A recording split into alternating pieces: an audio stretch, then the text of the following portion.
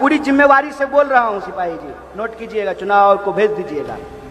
हर एक घंटा नहीं कीजिए रिकॉर्डिंग, कोई दिक्कत नहीं, हमको डरे नहीं लगता है, न गृह मंत्री से, न प्रधानमंत्री से, न ईडी से, न सीबीआई से, न जेल जाने से। रिकॉर्ड कीजिए और भेज दीजिएगा।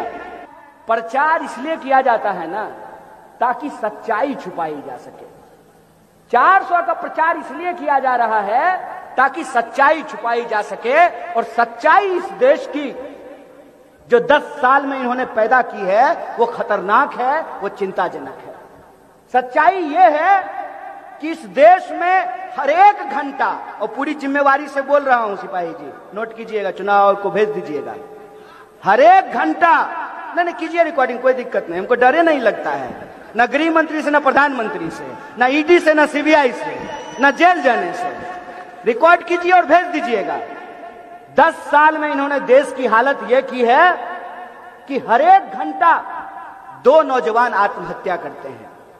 अगर आप 5 बजे से इस मीटिंग की इंतजार कर रहे थे, अभी 9 बज रहा है, तो इस 4 घंटे में देश के किसी न किसी कोने में 8 नौजवानों ने आत्महत्या कर ली होगी। 10 साल में उन्होंने देश की हालत यह की है कि लगभग इतने ही समय में 2 किसान आत्महत्या करते हैं। 3 मिनट के भीतर इस देश में किसी न किसी महिला के साथ बलात्कार हो जाता है। किसान को उनके फसल का दाम नहीं मिलता है, लेकिन वही किसान जब अपने बीमार बच्चे के लिए दवाई खरीदने के लिए जाएगा तो जो 5 रुपया में मिलता था पैरासीटामोल, अब 15 रुपया में वो पैरासीटामोल मिल रहा है। हमारे गेहूं का दाम हमको नहीं मिल रहा है, हमारे कपास का दाम हमको नहीं मिल रहा है, हमारे मक्का का दाम हमको नहीं मिल रहा है, हमारी सब्जी का दाम हमको नहीं मिल रहा है। लेकिन रोज स्कूल का फीस बढ़ रहा है, पेट्रोल डीजल का दाम बढ़ रहा है, किराया बढ़ रहा है, कपड़ा का दाम बढ़ रहा है, इलेक्ट्रॉनिक सामान बढ़ रहा है, मोबाइल का रिचार्ज बढ़ रहा है। मोबाइल के रिचार्ज से याद आया, प्रचार सुनते थे ना, जियो धन धना धन, कर लो दुनिया मुट्ठी में, है बचा है कुछ मुट्ठी में, मुट्ठी ही खाली हो गई है। पहले फ्री में मोबाइल रिचार्ज कराया गया, फ्री में। रात रात भर लड़का सब जो है कान में मोबाइल सटा करके कहता था, खाई क्या सब्जी बना है, रात भर। अब आपको मालूम है रिचार्ज कितने में हो रहा है? 700 में। अब पहले फ्री में आया था, अब 700 रुपया में रिचार्ज हो रहा है। तो आप ये देखिए कि हम जो चीज पैदा करते हैं उसका दाम हमको नहीं मिल रहा है, लेकिन जो इस देश के कुछ धन पशु हैं वो जिन सामान को पैदा करते हैं उसका दाम रोज बढ़ रहा है। किसान को उसके फसल का दाम नहीं मिलेगा, लेकिन किसान कपड़ा खरीदने के लिए जाए तो कपड़ा रोज महंगा हो जाएगा।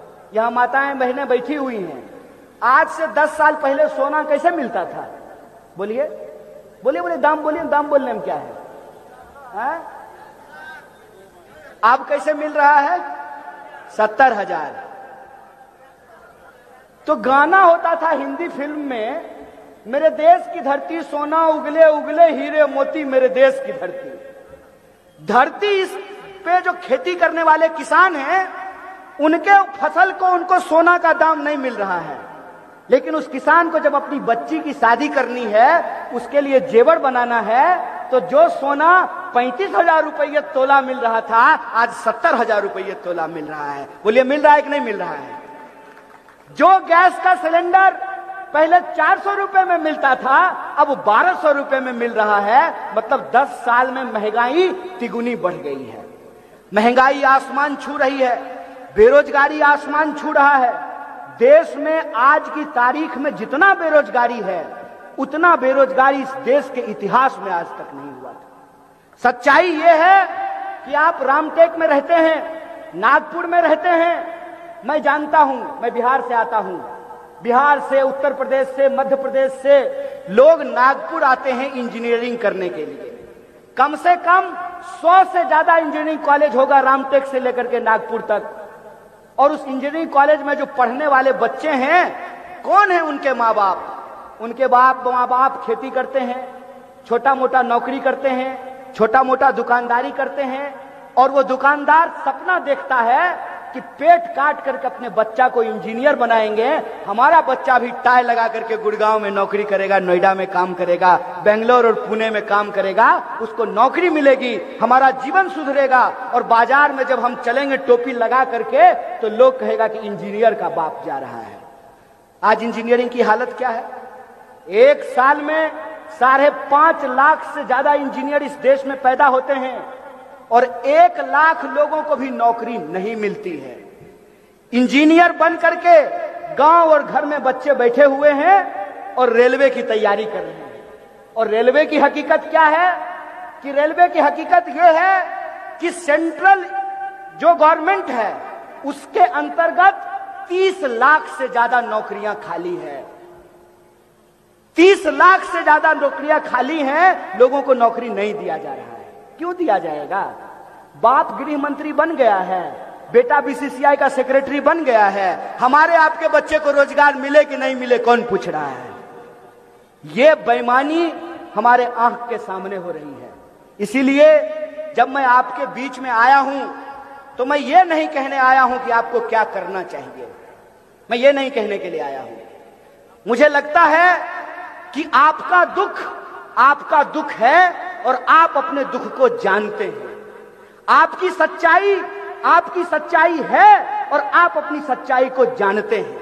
अगर आप अपनी सच्चाई को जानते हैं, आपको मालूम है कि आपके पेट में दाना है कि नहीं है, आपको मालूम है कि आपके बैंक में धन है कि नहीं है, आपको मालूम है कि आपका रोजी रोजगार चल रहा है कि नहीं चल रहा है। अगर आपको मालूम है अपनी हकीकत, तो हकीकत बुनने के नाम पे जो जुमलेबाजी और बेईमानी की जा रही है उसका बदला आप लोगों को लेना चाहिए, उसका मुकाबला आप लोगों को करना चाहिए। ये अपील मैं आपसे करने के लिए आया हूं। मुझे इस बात से कोई फर्क नहीं पड़ता है कि क्या होगा चुनाव का परिणाम, लेकिन मुझे इस बात से जरूर फर्क पड़ता है कि जो हमको अधिकार आज मिला है उस अधिकार की हमको रक्षा करना पड़ेगा। कहां से इनको इतना अहंकार आया है कि चुनाव होने से पहले ये देश को दावा कर रहे हैं कि हम तो चुनाव जीत गए हैं। इस अहंकार का बदला इस देश की जनता को इनसे लेना पड़ेगा। इस देश की जनता को यह सोचना पड़ेगा कि एक तरफ दावा भरा जा रहा है, झूठ का दावा भरा जा रहा है। क्या दावा किया जा रहा है? दावा किया जा रहा है कि हमारी देश की अर्थव्यवस्था 5 ट्रिलियन की हो गई। बजाइए ताली। देश की इकोनॉमी अगर 5 ट्रिलियन की हो गई तो यह तो खुशी की बात है, इसमें दुख की कोई बात तो है नहीं। दुख की बात तब होती है कि जिस मुंह से कहते हैं कि इस देश की इकोनॉमी 5 ट्रिलियन की हो गई है, उसी मुंह से कहते हैं कि हम 80 करोड़ लोगों को मुफ्त में 5 किलो अनाज दे रहे हैं। समझे खेल? खेल समझे कि अगर 5 ट्रिलियन की इकोनॉमी बन गई है तो वो 80 करोड़ लोग कौन है जो 5 किलो अनाज लेने के लिए मुफ्त में लाइन में लगे हुए हैं? इसका मतलब यह है कि धन बढ़ा है, धन पशुओं का, संपत्ति बढ़ी है प्रधानमंत्री के 2-4 दोस्तों का, रोजगार मिला है गृह मंत्री के बेटा को, और भ्रष्टाचार के नाम पे कार्रवाई किस पे हुई है? भ्रष्टाचार के नाम पे कार्रवाई उसी की हुई है जो मोदी जी को जादू का झप्पी नहीं दिया है। जो मोदी जी को जादू का झप्पी दे देता है उस पर कोई कार्रवाई नहीं होती है। मोदी जी ने मामला बिल्कुल साफ कर दिया है, आमने सामने 2 ही ऑप्शन है, या तो जेल जाओ या भाजपा में आओ। समझे? तो परवेज साहब जो हैं वो अगर भाजपा में गए हैं ना तो इसलिए गए हैं कि उम्मीद लगाए बैठे हैं कि कहीं जनता 400 के झांसे में आ जाए, रामटेक की जनता को अगर एक बार और ठग लिया जाए तो जेल जाने की बजाय पार्लियामेंट पहुंच जाएंगे। ये मुंगेरी लाल के हसीन सपने हैं। नहीं तो जेल का दरवाजा खुला हुआ है। अब यहीं पे आम लोगों को यह सोचने की जरूरत है, यह विचार करने की जरूरत है। बीजेपी का एक कार्यकर्ता मेरे पास आया और बड़ा जोर जोर से बोल रहा था। हम बोले सुनो, जरा संभल करके बोलो। कल को बीजेपी अगर ज्वाइन कर लिए ना तो मौसा मौसा कह करके हाथ जोड़ना पड़ेगा